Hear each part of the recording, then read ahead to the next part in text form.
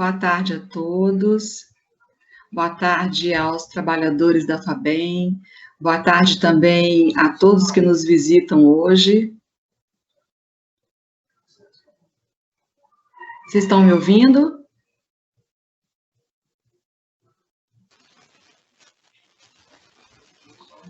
Adão? Ah, ok. Hoje é um dia... Ouvindo. Está ouvindo, Su? Então, Obrigada. a Dalvinha está aqui, ó. Ah. Bom, hoje a FABEM está se sentindo muito feliz, todos nós, porque hoje nós estamos recebendo aqui na nossa casa, na nossa sala virtual, Jorge Godinho, nosso presidente da Federação Espírita Brasileira. E antes da leitura preparatória, eu gostaria de dar boas-vindas ao Godinho e falar que basta a gente dar uma passadinha de olhos no YouTube que a gente percebe o tanto que ele tem trabalhado, fora as outras tarefas, né? Mas ele encontrou um tempinho para estar conosco, e nós somos muito gratos por isso. Godinho, a gente gostaria que você se sentisse em casa, se sentisse à vontade, e nesse momento nós vamos pedir a Juliana para fazer a nossa leitura preparatória. Boa tarde, Fatinha. Boa tarde, amigos. Boa tarde. A leitura de hoje é do livro Caminho, Verdade e Vida, de Chico Xavier, pelo Espírito Emmanuel. O título é Endireitai os caminhos. Endireitai o caminho do Senhor, como disse o profeta Isaías, João Batista. Está em João, capítulo 1, versículo 23. A exortação do precursor permanece no ar, convocando os homens de boa vontade à regeneração das estradas comuns. Em todos os tempos, observamos criaturas que se candidatam à fé, que anseiam pelos benefícios do Cristo. Clamam pela tua paz, pela presença divina, e por vezes, após transformarem os melhores sentimentos em inquietação injusta, acabam desanimadas e vencidas. Onde está Jesus que não lhes veio ao encontro dos rolos sucessivos? Em que esfera longínqua permanecerá o Senhor diante de suas amarguras? Não compreendem que, através de mensageiros generosos do seu amor, o Cristo se encontra, em cada dia, ao lado de todos os discípulos sinceros. Falta-lhes dedicação ao bem de si mesmos. Correm ao encalço do Mestre Divino, desatentos ao conselho de João. Endireitai os caminhos. Para que alguém sinta a influência santificadora do Cristo, é preciso retificar a estrada em que tem vivido. Muitos choram em veredas do crime, lamentam-se nos resvaladouros do erro sistemático, invocam os céus sem o desapego às paixões avassaladoras do campo material.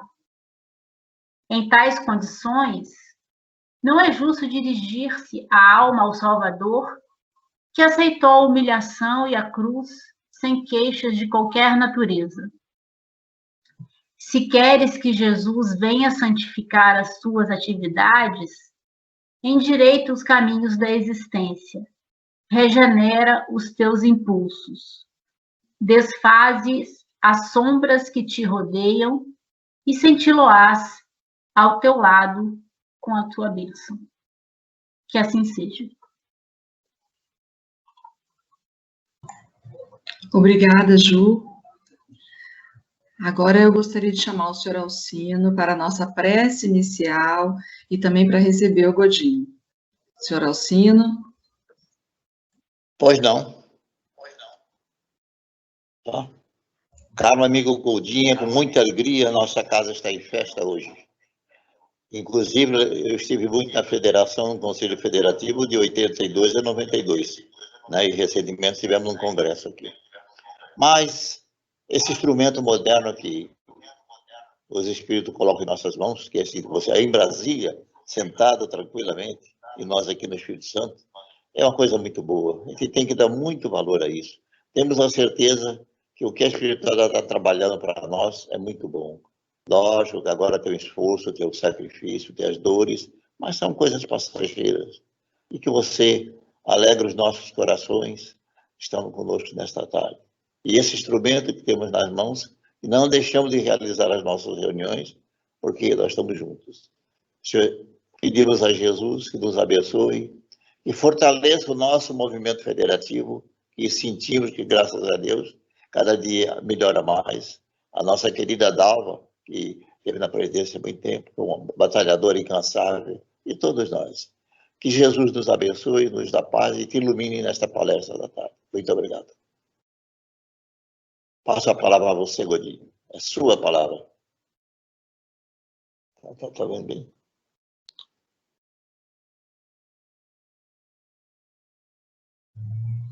Então, podemos conversar. Vocês vão desculpando. Que isso! O problema, mas tudo se resolve com carinho, com a responsabilidade. Sim. Que, naturalmente, somos testados, né?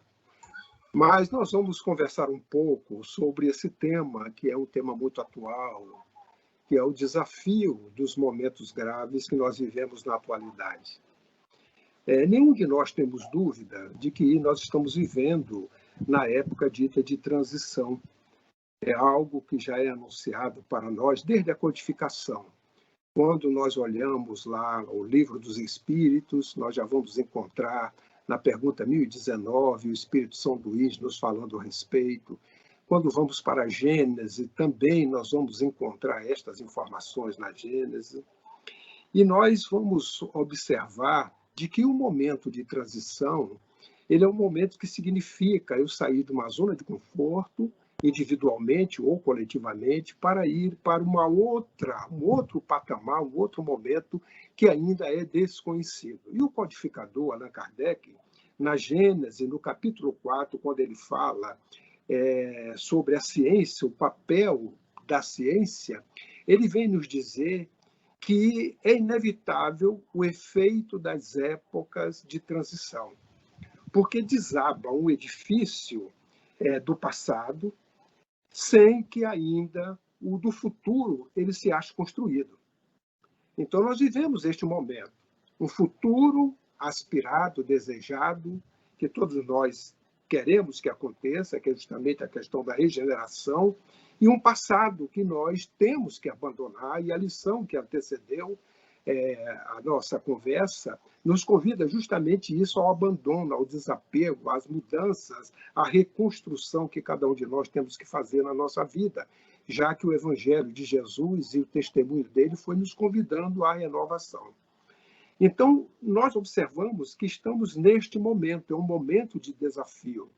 E nunca ficamos desamparados, porque do alto as informações nos chegam pelos espíritos venerando. O doutor Bezerra de Menezes é acostumado a nos avisar e a falar a respeito desses momentos que nós estamos vivendo. E ele nos diz, lá no Conselho Federativo, no ano de 2014, quando a sua mensagem psicofônica, através de Divaldo Franco, teve como título Momento Decisivo, ele nos fala de que estes são dias de turbulência. Quer dizer, o que nós estamos passando não é uma surpresa para nós espíritas. Que a sociedade, com a inteligência já iluminada, traz o coração despedaçado pela angústia justamente do ser existencial. Desenvolvemos muito intelectualmente, mas em termos espirituais, dos valores, ou seja, do conhecimento, da existência, da vida, como realmente ela é, nós nos encontramos ainda numa fase, podemos dizer, incipiente, e para alguns ainda um vazio existencial, com o coração despedaçado por não compreender a realidade da vida como ela é realmente. Então, um momento grave, ele nos alerta, um momento de grandes mudanças para se alcançar a plenitude na Terra. E toda mudança, ela traz o quê? Ela traz crise, seja individual ou coletivamente. E nós estamos vivendo momentos de crise, uma crise que, no mundo inteiro, em todos os sentidos, é crise existencial, crise moral, nós estamos vivendo uma crise decorrente da própria pandemia, nós estamos vivendo uma crise econômica, tudo isso fazendo parte de um contexto que nós estamos vivendo como sendo uma oportunidade que o Pai nos concede nestes dias para que nós possamos vencê-la à luz do seu Evangelho e buscar no foco, que é o amor, que ainda não fizemos, a solução única para que nós possamos passar por esses desafios. E o Dr. Bezerra vem de dizer que este é um momento deciso, ou seja, é um momento que nós precisamos ter discernimento. É um momento de decisões para este porvir que nós tanto ansiamos. E a veneranda Joana de Ângeles vem nos dizer que a melhor maneira para que nós possamos compartilhar conscientemente deste momento de transição é através da consciência de responsabilidade pessoal que cada um de nós temos para realizar estas mudanças, estas transformações que necessitamos e que a lição anterior nos alerta muito para que nós nos tornemos desta forma melhores, fazendo estas mudanças e estas renovações interiores. Precisamos fazer isso de forma consciente e temos condições, porque como espíritas temos consciência da imortalidade, da vida como realmente ela é e do sentido existencial, que é a prática do bem. Nascemos para poder praticar o bem, para nos ajudarmos mutuamente. Nascemos também para aprendermos mutuamente, mas, sobretudo, para que nós possamos, juntos, servir do que ser servido. E a Joana nos alerta que nenhuma conquista exterior ela vai ser lograda, ela vai ser conquistada se não proceder da nossa intimidade, das páginas internas da nossa intimidade, que elas precisam realizar essas mudanças de hábitos, os hábitos atávicos do passado, para este momento novo que exige de nós estarmos renovados. Porque estas ideias passadas, atávicas, elas são perniciosas. O nosso passado é um passado de sombras, que já deveria ter sido substituído por hábitos novos. E nós ainda não fizemos. Daí estamos vivendo esta realidade nos dias de hoje, diante desse desafio para conquistarmos esse futuro tão desejado.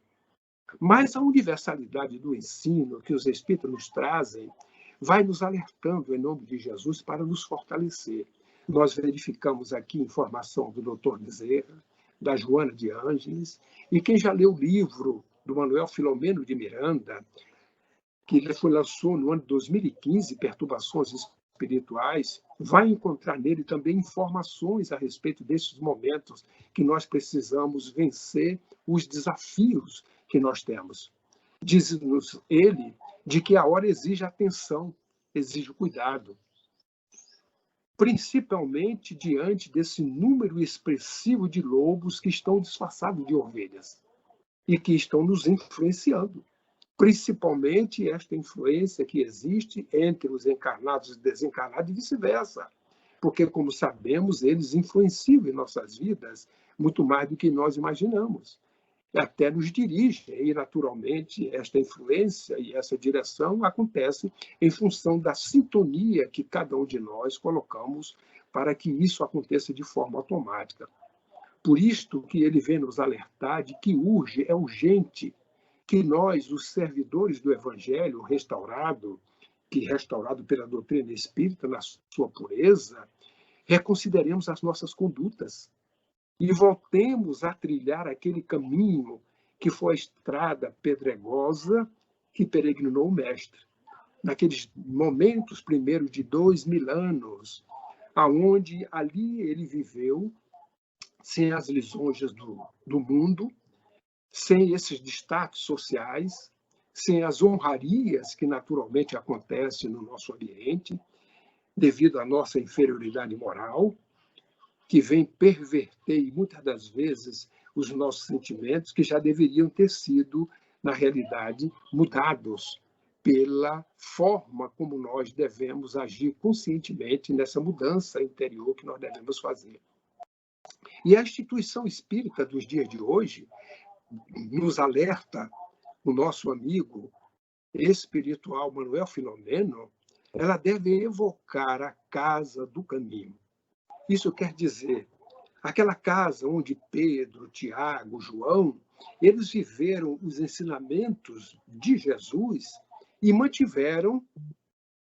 viveram os ensinamentos e mantiveram a continuação do contato com o Mestre, através do trabalho que executavam, da simplicidade, para que pudessem, desta forma, cumprir o desiderato que se compromissaram com Jesus para dar continuidade à sua mensagem na pureza, conforme Jesus nos trouxe. Em contrapartida, tiveram que dar a vida em holocausto. Nós, hoje, não vamos dar a vida em holocausto, porque temos muitas facilidades comparado com eles, porque houve uma evolução muito grande, não só da ciência, como também da própria justiça dos homens, e as facilidades que nos chegam aos dias de hoje, elas não nos impedem, e nem tampouco nos dar condições para que nós não aceitemos individualmente e coletivamente o testemunho, que foi o testemunho dado pelos primeiros cristãos quando aqui estiveram, que deram a vida em holocausto. O nosso testemunho nos dias de hoje é diferente dos deles. Eles apenas eram questionados uma vez se seguiam Cristo ou eram cristãos, e naturalmente, no momento seguinte, aprisionados, eram colocados às feras, nos teatros, nos anfiteatros, para que pudessem ser queimados ou dilacerados seus corpos. Nós hoje, o nosso testemunho agora é de outra ordem. O nosso testemunho, ele se caracteriza de uma forma mais sutil e muito mais perigosa, nos afirma Manuel Filomeno. Porque são, na realidade, entretecidas estas investidas muito habilmente, entretecidas de malhas muito fortes, e que vai, se nós não tivermos o discernimento, a vigilância, a atenção, vai nos aprisionando de forma tal que os invigilantes, eles alcancem também até os bons servidores. Por isto que devemos lembrar sempre da mensagem que está em Marcos: olhai, vigiai e orai, para que nós possamos, diante desse contexto, ter esse discernimento, ter esta atitude de decisão, porque estamos no momento do sim, sim, do não, não, de tomarmos uma deliberação. Ou nós vamos seguir o Cristo, ou não vamos. É uma opção que está aí à disposição. Se vamos seguir o Cristo, nós temos que fazer as modificações, todas elas, relembrando mais uma vez que nós não combinamos a lição que nos antecedeu, que nos leva, nos convida a esta renovação. Então, que nenhum de nós nos excusemos às provações de amor e de fidelidade nesta seara que é de luz, na seara do Mestre. Que nenhum de nós temamos os hábeis conciliábulos que fazem estes nossos irmãos ainda empedernidos, renitentes na prática do mal. Porque não devemos esquecer que acima deles e de todos nós brilha a luz divina, a luz do Mestre, do guia e modelo da humanidade. E o Mestre, ele não deixa nenhum daqueles que o segue em abandono, e nem tampouco ao esquecimento. Por isso que nós não estamos esquecidos, e a todo instante nós temos o Mestre presente a nós através das mãos abençoadas, das mediunidades, das falas, que nos trazem mensagens orientadoras e seguras para que nós possamos prosseguir confiantes. Por isto que, unidos, tanto mental quanto emocionalmente, nós seremos como um diferente exército. Porque este exército é o exército do Cristo, que não usa as armas dos homens. É um exército que se utiliza das armas do amor, das armas da união, das armas da fidelidade às leis divinas, às leis do Pai, para que nós possamos, desta forma, prosseguir para cumprirmos os compromissos que nós assumimos antes do nascimento, com Cristo, com o Espírito Ismael, que sabemos ser o governador do Brasil, que foi, no momento, pensado numa assembleia por Jesus, que deu a ele esta atribuição de ajudá-lo para que ele fosse o zelador destas terras, que é a pátria do Evangelho e o coração do mundo, que naturalmente se conquista ao longo desse processo evolutivo que passa o nosso país, para no futuro, no contexto das nações, termos esse papel de coração do mundo e pátria do Evangelho. Então, não esqueçamos nunca de que estamos sob o comando de Jesus e da sua falange, porque o Cristo não se equivoca. Quem se equivoca é quem pensa que assim ele o é, e na realidade não é. Então, estamos vivendo um momento da grande batalha da luz que está clareando as trevas. Nos dias de hoje, os que já tiveram e terão a oportunidade de ler a última obra do Divaldo vão encontrar perfeitamente as explicações sobre estes momentos, dessa luta que está acontecendo entre a luz, o amor, e a ausência do amor, onde o amor está acolhendo os nossos irmãos ainda equivocados, com carinho, com respeito, enquanto eles se utilizam ainda das armas, do ódio, da vingança, enquanto os Espíritos, em nome de Jesus, os acolhem em nome do amor, praticando para com eles a misericórdia e dando-lhes, em nome de Jesus, a oportunidade para que eles possam se redimir pelo arrependimento e poder herdar esta terra, que não será dos beligerantes. A terra será herdada pelos mansos de coração. Então, que nós possamos desenvolver as nossas atividades para que essa mansidão faça parte de nós. Então, é um momento muito sério que está a exigir de nós esforços hercúleos, podemos assim dizer, e uma dedicação quase exclusiva de todos aqueles que são afeiçoados ao bem.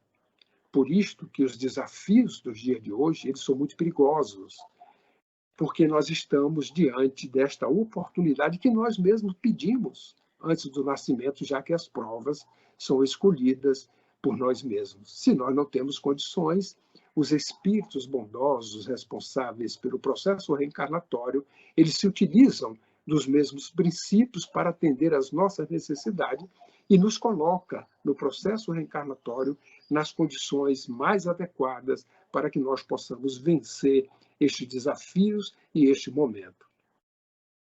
O que Jesus deseja dos seus discípulos é justamente ungir-se de humildade e de amor. É a única coisa que Jesus deseja dos seus discípulos. Humildade, porque a humildade não é simplesmente a pessoa ser simples. A humildade é no sentido de obediência, fidelidade às leis do Pai. Isto é humildade, por isso que ele foi um exemplo maior de humildade, porque ele foi fiel o tempo todo ao compromisso que ele assumiu com o Pai e a compreensão que nós devemos ter pelo outro no momento que a lei áurea que ele nos deixou, ela é aplicada. Desejar o outro aquilo que nós gostaríamos para nós mesmos, a fim de que nós possamos, desta forma, praticar a lei do amor. Então, é inadiável esse dever de voltar à simplicidade, de voltar à humildade, esta humildade real, para que nós possamos nos despir dos títulos, das coisas irrelevantes que, naturalmente, dão as titularidades a nós aqui na Terra, enquanto necessitamos dela para passarmos pela vida, mas para atender aquilo que o mundo material perecível exige, mas que para o mundo espiritual nenhum de nós chegaremos do outro lado e alguém irá nos perguntar, principalmente a nossa consciência, qual o nosso título. A pergunta será: praticaste o bem? E poderá ser outra: conheceste Jesus? Aí a resposta sim. Praticaste o seu evangelho? Se nós respondermos ferrentemente sim, certamente não teremos mais pergunta. Mas se tivermos dúvida, eu não pude praticar em todo o tempo, tinha hora que titubeia, aí vem a nossa consciência a nos cobrar dos compromissos que nós assumimos para praticar o Evangelho aqui na Terra. E praticar o Evangelho quer dizer vivenciar este amor que nos dias de hoje a humanidade tanto necessita, que a doutrina espírita nos traz e nos coloca como portadores desse testemunho. Por isso que o Dr. Bezerra, ele vem ainda nos esclarecer de que o mundo espiritual inferior, ele vigia, prestemos bem atenção, ele vigia as nascentes do coração dos trabalhadores do bem. Com que objetivo? Para ajudá-lo a praticar o bem? Não. Justamente para infiltrar-se em nós, nos momentos das nossas anfractuosidades, ou seja, pratica o bem, mas deixa de praticar. Neste momento, sintoniza com eles, porque enquanto estamos praticando o bem, não estamos sintonizados com eles, para conhecer os nossos calcanhares de Aquiles e, a partir daí, infiltrar-se em nós de forma muito subliminar, gerando desequilíbrio, gerando harmonias e benefício para que se utilizem destas nossas fraquezas para que os seus desiderados, seus objetivos sejam praticados. E o Dr. Bezerra vem dizer que o Espiritismo é, sem qualquer contradita, o cristianismo redivivo. Este que nos dias de hoje vem nos consolar na pureza daqueles 300 anos primeiros da nossa era, quando foi mantido pelos cristãos a pulcritude do Evangelho de Jesus. Que hoje a doutrina espírita vem nos consolar, vem nos trazer o esclarecimento para que nós possamos, com este Consolador, sobreviver a todas as crises. Estas crises que nós estamos vivendo nestes dias, de desafios para podermos chegar um dia à regeneração.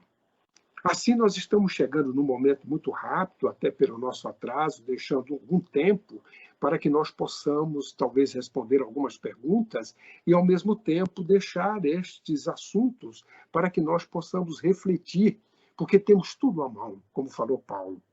Temos Deus, temos o guia e modelo da humanidade, Jesus, temos o seu legado, que é o Evangelho, a verdade, que ele se comprometeu a testemunhar a nós, com o Pai, temos as epístolas, que assim podemos dizer nos dias de hoje, que são os espíritos que a toda hora, em seu nome, estão nos trazendo as informações para nos fortalecer e nos consolar. Temos o conhecimento da imortalidade. Temos o Evangelho redivivo. Devemos temer o quê? Certamente que nada. O que devemos temer é, como eles dizem, é o que está íncito na nossa intimidade, no nosso interior, as nossas deficiências, o nosso orgulho, a nossa vaidade, o egoísmo, que devem ser transformados nesta renovação a que estamos sendo convidados pelo Cristo e pela doutrina espírita, quando estudamos o seu Evangelho à luz do Espiritismo. Assim, queridas amigas e amigos, deixamos esse tempo que nos resta para que nós possamos, assim, dialogar um pouco a respeito do assunto. Muita paz, muito obrigado pela oportunidade que nos concederam para nos ouvir e nos assistir e, ao mesmo tempo, refletirmos sobre este assunto do momento, que são justamente os desafios que nós estamos passando, mas com todo o arcabouço, com todo auxílio que vem do alto, para nós passarmos por estes desafios de forma jubilosa, alegre, desafiante, mas com Cristo nós venceremos. Muita paz.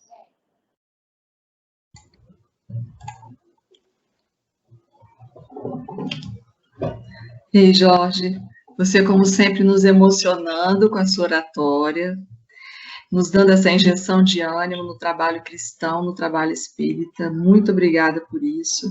E, Jorge, nós temos feito na FABEM, aos sábados, recebendo os nossos amigos, trabalhadores de outras casas, nós temos feito, após a palestra, algumas questões sobre a casa espírita deles. certo? E eu gostaria de saber com você se você pode falar um pouquinho para a gente sobre a FEB. Perfeito. A FEB, como sabemos, é uma instituição centenária. Ela foi criada no dia 2 de janeiro de 1884. Mas antes dela, Ismael, que é o espírito responsável pelo Brasil, porque no último quartel do século XIV, Jesus, numa das poucas visitas que fez à latinidade na época sobre a Europa, para verificar o que é que os homens fizeram do seu evangelho, e ele constatou justamente que fizemos nada, ao contrário, deturpamos, e que construímos para nós, na realidade, sofrimentos e dores, é o que nós estamos passando. E naquele momento, diante do Espírito, que é o diretor, vamos dizer, responsável pelos desenvolvimentos sociológicos da Terra, de nome Eliu, ele foi convidado a conhecer, então, um continente novo, onde ali ainda existiam os espíritos que não estavam, vamos dizer assim, corrompidos pelos desvios que, naturalmente, a dita civilização da época, com os seus equívocos, havia conquistado. E é assim que eles se deslocam aqui para a América, ainda não descoberta, que nós estamos falando do último quartel do século XIV, isso entre 1375 e 1400. Chegando aqui na América, aproximadamente na América do Norte, entre a América do Norte e a Central, depois de que a natureza o contempla e contempla a presença desses espíritos, dessa falange, ele então pergunta a esse espírito onde é que se encontram as terras, aonde se observa no infinito o símbolo de redenção da humanidade. Ele estava se referindo a este símbolo que, quando olhamos no céu estrelado, aqui na América do Sul, em especial no Brasil, verificamos o Cruzeiro do Sul em determinado instante, como se estivesse abraçando as terras brasileiras. E o Espírito diz para ele ali, mais ao sul, mestre, eles se deslocam. Quando chegam nas terras onde no futuro seria o Brasil, diz-nos Humberto de Campos que ele levanta os seus braços ao alto e roga ao Pai para transplantar a árvore do seu evangelho para as terras que são as terras brasileiras nos dias de hoje. Não é à toa que nós vamos verificar os nomes que os portugueses deram, terra de Santa Cruz, terra de Vera Cruz, depois transformando-se em Brasil devido ao comércio com o pau-brasil, como todos nós conhecemos. E assim, naquele momento, ele teve um desejo e designa este espírito para encarnar, a fim de que ele possa possibilitar essas viagens, essas navegações nos mares bravios, desconhecidos e perigosos até então. É assim que nasce Dom Henrique de Sagres. Nasce em Portugal e vem proporcionar condições para que os antigos fenícios que viviam ali na Península Ibérica reencarnados pudessem, então, navegar por estes mares, costeando inicialmente a costa da África, em busca da Índia, das especiarias, mas até que o dia que Cabral sai lá do Tejo, no mês de março, e aportando aqui no Brasil no mês de abril. E é assim que nós vamos encontrar no plano espiritual espíritos reunidos, jubilosos, perante este evento que era a materialização do anseio de Jesus, e naquela assembleia ele distingue Ismael, dizendo assim, Ismael, diz o meu coração, que a partir de agora deve ser o zelador deste patrimônio imortal que o Pai deixou sobre a minha responsabilidade. Naturalmente, estou tentando reproduzir as palavras poéticas, sábias, do espírito Humberto de Campos, que se encontra na obra Brasil, Coração do Mundo, Pátria do Evangelho. E naquele momento, ele, ao destacar Ismael, pede para ele, porque ele adentra com a bandeira nívea à mão, bandeira com esta cor, que é a cor da paz, e diz para ele, inscreve nesta flâmula a tua vontade, a tua fidelidade às leis divinas, ao Pai, e a tua fidelidade ao próprio Cristo no trabalho que vens realizando. É assim que ele, emocionado, ao pegar a bandeira, uma tinta celeste imprime nesta bandeira nívea Deus, Cristo e caridade. Imprimiu o amor, porque Deus é a criação da lei do amor, é o criador do amor. Jesus é um exemplo maior desta lei, a caridade e este amor em ação. E é a partir de então que ele se responsabiliza pelo Brasil, e daí, quando nós nos referimos a Ismael, nos referimos a este espírito responsável como sendo o governador do nosso país.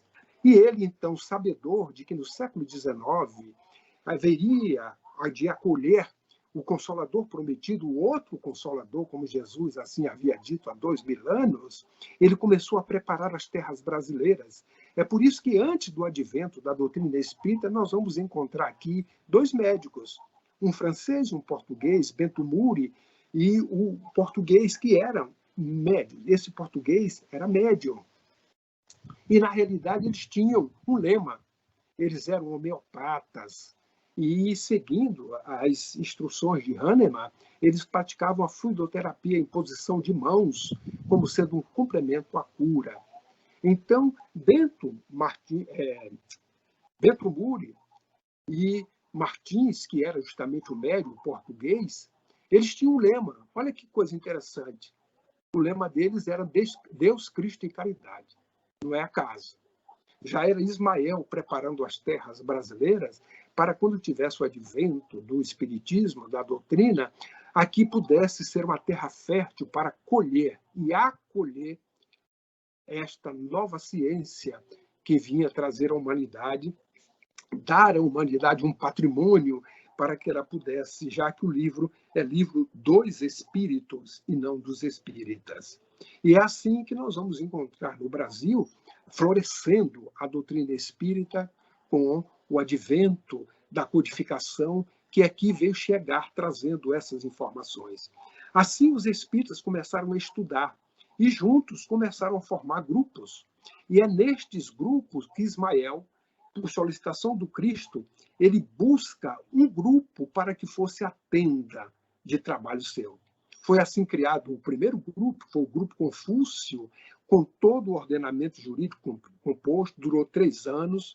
Foi neste grupo que passaram todos os pioneiros do espiritismo na época, durou 3 anos por problemas de divisão, de confusão entre si com médios. Criou-se um novo grupo, o grupo Deus, Cristo e Caridade. Veja que o nome também não é por acaso, teve duração de 4 anos. Depois, o outro grupo, que foi o Grupo Fraternidade. Este grupo Confúcio foi 73, com 3 anos, 76. Com 4 anos do grupo Deus, Cristo e Caridade, deu 80. E depois o outro, 9 anos. Então, enquanto o grupo Fraternidade existia, o grupo, que é justamente este grupo em que Ismael estava procurando sedimentar, trazer um grupo que pudesse coordenar os trabalhos do movimento espírita no país, porque a divulgação deste projeto do Cristo é um projeto que nós não podemos imaginar que seja um projeto que nós vamos fazer de maneira desorganizada. E aí é que foi criada a Federação Espírita no ano de 1884. No meio destas tentativas, e que, naturalmente, a Federação, ao ser criada em 1884, os 10 primeiros anos da sua vida foram anos difíceis, praticamente portas fechadas, as trevas investindo contra o Evangelho de Jesus, contra o Cristo, contra Ismael, mas Ismael sempre vence. O ano de 1893 foi um ano muito difícil, diretores abandonando, a FEB quase fechando as suas portas. Mas, graças a Deus, quando Bezerra de Menezes assume em 1895 pela segunda vez, 5 anos de trabalho, vindo a desencarnar em 1900, nós vamos encontrar o movimento espírita preparado. Assim foi a FEB, que vem ao longo desse tempo construindo este movimento espírita organizado para que nós cheguemos no dia de hoje já com um Conselho Federativo Nacional, que foi um momento de lucidez dos espíritas no ano de 1949, com o Pacto Áureo, que naquele instante resolveram criar o Conselho Federativo Nacional.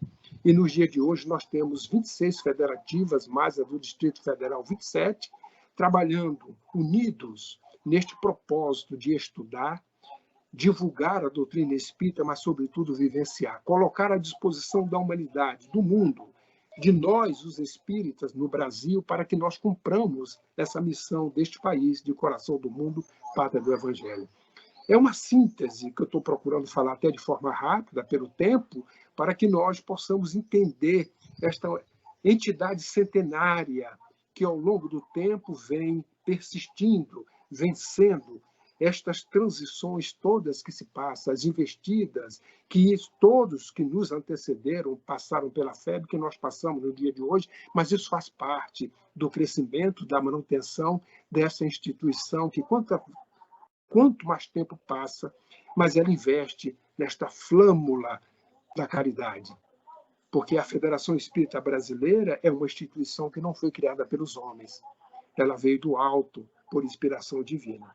E é assim que nós estamos, nos dias de hoje, trabalhando e, naturalmente, neste momento pandêmico que nós estamos vivendo, seguindo, naturalmente, as instruções e determinações que os governos assim fazem, principalmente através dos seus municípios, e também das instruções sanitárias que nos chegam, sendo obedientes a elas, e estamos com as nossas portas fechadas, mas sem deixar de fazer as nossas atividades, como temos feito virtualmente ao longo de todo esse período de um ano, exceto as reuniões mediúnicas, que não se faz a prática, mas nós nos reunimos, os grupos, no mesmo dia, na mesma hora, fazendo o estudo fazendo uma leitura de uma página, uma prece, o estudo do Evangelho ou de uma outra obra que aquele grupo estaria fazendo, se tivesse presencialmente, e as irradiações que fazemos logo após esse trabalho, encerrando essas atividades. Assim, a infância, a juventude, todas elas.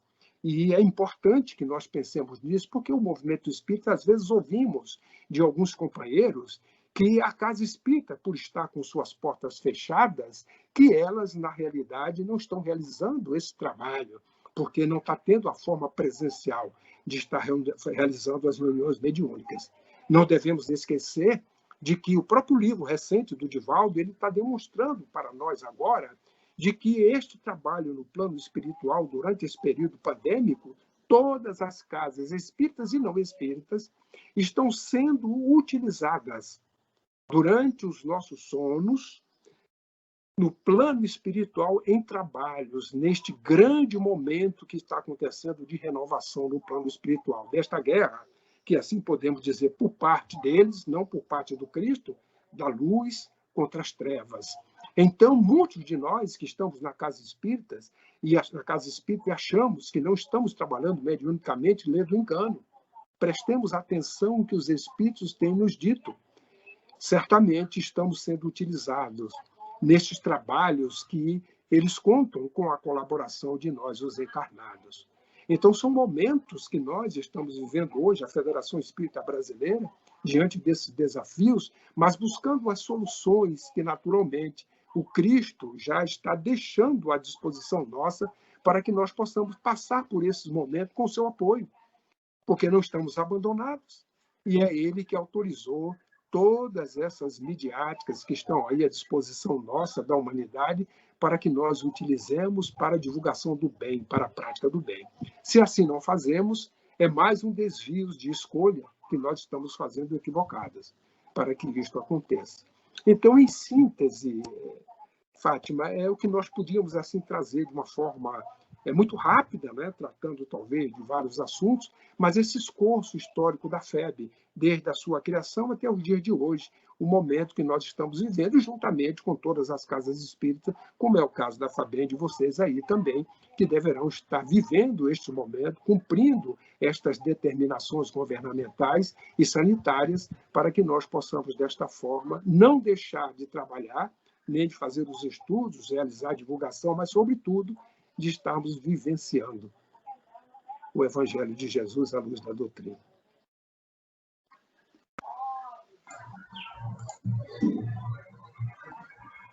Jorge, assim, suas explicações foram perfeitas.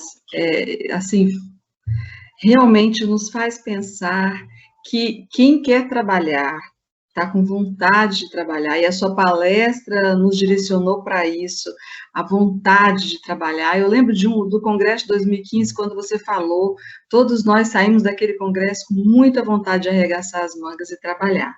E mesmo no período de pandemia, a sensação que eu tenho é que nós estamos até trabalhando mais. Eu já escutei isso de outros colegas, de outros companheiros da FABEM, e de outras casas, que parece que nós estamos trabalhando mais que antes.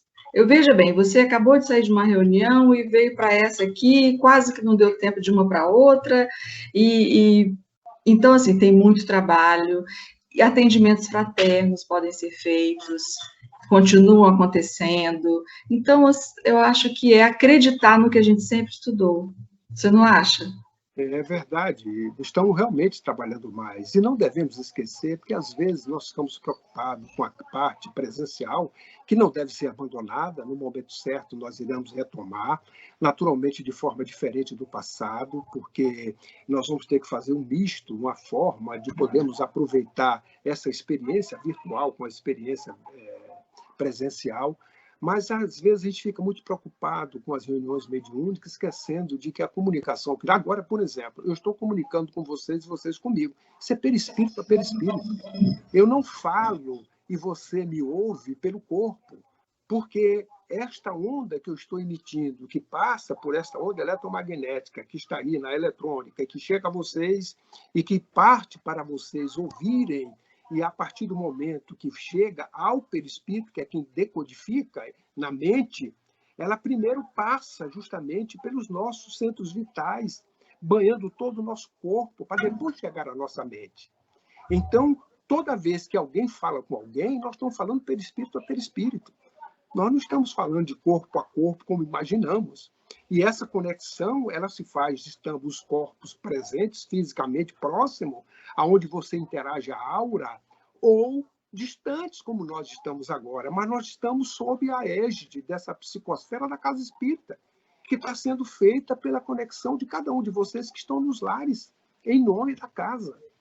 Então, este é um momento novo que nós estamos aprendendo para podermos utilizar desta forma. A gente vê as obras de Manuel Filomeno e verificamos que, em determinado instante, aparece Francisco de Assis para apresentar aquele espírito que iria trazer a fala naquele momento.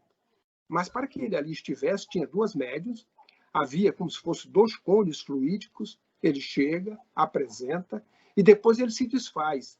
Na realidade, não era ele, era a projeção dele, que ali estava, como se estivesse em terceira dimensão. O que é que está acontecendo hoje com essa midiática? Tem os hologramas que aí estão. E um dia, nós vamos chegar lá na frente, ao invés de estarmos vendo num plano, vai aparecer um holograma de nós que estamos falando, como se fora você ou eu no local onde eu estou, onde você estivesse, e na realidade é apenas uma projeção nossa. Mas isso criando um ambiente onde as nossas comunicações se fazem dessa forma. Então, se hoje eu não estou na casa espírita, porque as atividades da casa espírita não posso realizar por ser obediente às determinações que hoje nos chegam, e nós devemos assim fazer, porque tem uma série de implicações se nós não obedecemos, e se nós obedecermos, nós temos que segui-las. E se seguirmos, temos que fazê-lo de forma correta, porque senão poderemos ser até acusados de alguma situação, de alguém que chegue e verifique que não estamos mantendo o distanciamento, que nós estamos tendo um problema qualquer, são pessoas idosas, e até podermos levar a pecha ou até alguém nos acusar de que pegou a doença ou o vírus lá na casa espírita. E aí nos complicando ainda muito mais. Então, o que nós devemos fazer é justamente isso, é lembrar desses princípios que a doutrina espírita nos traz para nós prosseguirmos confiantes nesses ensinamentos que os espíritos nos trazem para, diante dos desafios, dos momentos que se parentam diferentes, realizarmos o que temos que realizar, que é justamente isso. Estamos trabalhando muito na divulgação, porque hoje você está aí no Espírito Santo, eu não estou no Brasil, eu estou aqui na Bahia. Mas você, na hora que colocou na web, pode ser que tenha alguém no Japão, ou um astronauta, se ele for brasileiro, espírito, quisesse ouvir, conectado na rede, estava nos ouvindo, independente da distância. Uhum. Tá? Agora, eu fiz um trabalho recentemente em Belo Horizonte, onde a pessoa que estava coordenando o trabalho da parte técnica, ela estava em Barcelona. Eu estava aqui na Bahia. Os outros companheiros em Belo Horizonte. Ou seja, o que estava em Belo Horizonte era o responsável, como você está sendo agora, para poder realizar isso. A que era responsável pela parte técnica estava em Barcelona, eu que ia falar estava aqui na Bahia. E os que estavam assistindo de diversos locais. Então, olha só. Muito lindo, né? E nós estamos nos conectando como? Através do aparelho? Sim, o aparelho é um meio. mas nos conectamos perispírito a perispírito. Sim. Então, a gente não pode esquecer disso. Godinho, muito obrigada. Eu vou falar de novo, ficaria o dia inteiro com você, te ouvindo falar, passar esses conhecimentos maravilhosos. Mas a nossa reunião vai prosseguir, então eu te agradeço muito pelo seu carinho com a FABEM e que tenhamos outras oportunidades. Eu sei que você é muito ocupado, mas você encontra sempre para atender todo mundo, não só a FABEM, mas eu vejo lá no YouTube, você está em todas as casas. Muito obrigada. Nós vamos agora passar para o momento do passe e nós te convidamos para estar conosco neste momento também, ok? Um grande abraço. Eu só peço desculpas porque eu vou sair daqui também, que eu tenho outra atividade. Sim. Tá certo? Aí eu não vou poder permanecer com vocês. Eu não desejo tem a problema. todos um bom trabalho, a nossa gratidão e as nossas escusas pelo inconveniente do início. Não, que isso. Transcorra bem. Sobre a proteção dos amigos espirituais da casa. Muito obrigada, Godinho. Leva o nosso abraço e que Deus proteja você e toda a sua família. Obrigado. Ok? Vocês também. Muita paz. Muita paz. Agora nós vamos chamar a Kênia. Não. Primeiro a nossa prece final e eu vou chamar a Rita Rena. Rita, por favor. Nossa, eu estou quase sem fôlego de tanto aprendizado lindo e maravilhoso. Meu Deus, a gente quer captar tudo, Sim. né? Meu Deus, que coisa linda, Senhor. Muito, muito obrigada, meu Deus, por esse instante que realmente fez-nos a consciência voltar e saber que temos compromissos a cumprir, que não foi à toa que aqui reencarnamos. E nesta terra, Senhor, que é chamada de coração do mundo, da pátria do Evangelho, que tenhamos essa consciência desse compromisso, que possamos, Senhor, caminhando junto contigo, servir, amar, como o Senhor nos ensinou. Obrigada ao Senhor Godinho, com tanta clareza, com tanta maravilha de ensinamentos que eu acredito que, como eu, todos estão realmente assim, agraciados com tanto aprendizado. Obrigada, meu Deus, por esse instante e que eles nunca, nunca terminem. Que possamos todos nós, cada dia mais, unidos em nome de Jesus, com tanto aprendizado, colocá-los em prática.